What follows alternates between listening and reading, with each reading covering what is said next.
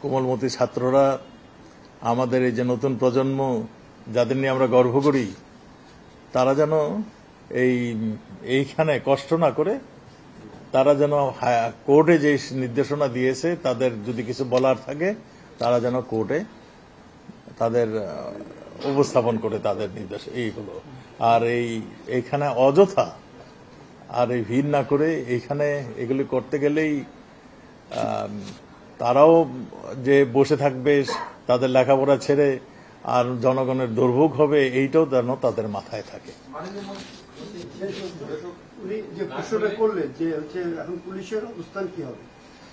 দেখুন আমি পরিষ্কার বলি, পুলিশ তো বাংলাদেশেরই মানুষ, এরা তো আমাদেরই সন্তান, আমি সবসময় বলছি। কাজেই এদের কথা আমরা শুনেছি, কোর্টের কথা শুনেছি, আমরা আপনাদের মাধ্যমে তাদেরকে অনুরোধ করছি, তাদের জানিয়ে দিচ্ছি তারা যেন স্ব স্থানে তাদের শিক্ষাক্ষেত্রে শিক্ষা বিদ্যালয় বিশ্ববিদ্যালয়ে তারা যেন ফেরত যান, তারা যেন তাদের লেখাপড়ার কাজে মনোযোগ দেন।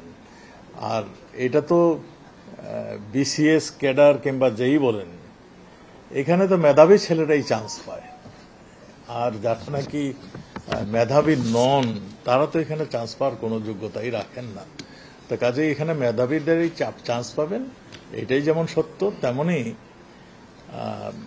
আমাদের মাননীয় প্রধানমন্ত্রী 18 সনে যেটা ডিক্লেয়ার করেছেন সেটাই তো এখন বলবৎ কোর্টে করে দিয়েছেন।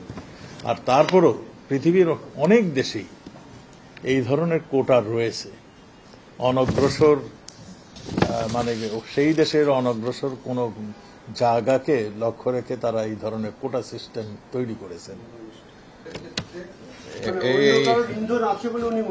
না, এটা আমাদের মন্ত্রী মহোদয় যথার্থই বলেছেন। এই ধরনের হলে ঘোলা পানি তৈরি করার লোকের অভাব হয় না। এবং আমাদের কাছে যা আমরা এখনো তথ্য পাচ্ছি যে মন্ত্রী মহোদয় একটু খোলামেলায় ভাবেই বলেছে, আমরা তথ্য যেগুলি পেয়েছি অনেকেই তাদেরকে ব্যবহার করার জন্য মানে এখনো কাজ শুরু করে দিয়েছে, দৌড়ঝাঁপ শুরু করে দিয়েছেন। আমি মনে করি আমাদের এই ছাত্র সমাজ তাদের কুমন্ত্র তাদের কানে নিবে না। তারা যেহেতু এটা মীমাংসা হয়েছে, মীমাংসার পথে চলে গিয়েছে, তারা তাদের এই যে স্ট্রাইক সেগুলো উইথড্র করে তাদের ফিরে যাবেন, এটাই আমি আশা করি।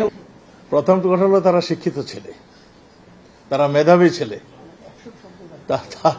তারা কেন স্টেটের এগেনস্টে যাবে? আমি সেটাই বলছি।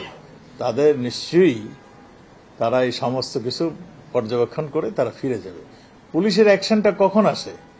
যখন অপারগ হয়ে যায়, যখন অগ্নিসংযোগ করতে যায়, যখন ধ্বংস করতে যায়, তখন জানমালের নিশ্চয়তার অভাব হয়ে যায়, যখন মানে অনৈতিকভাবে কোনো সিচুয়েশন তৈরি হয়, সেইগুলি করতে হলে পুলিশ বসে থাকবে না। Thank you.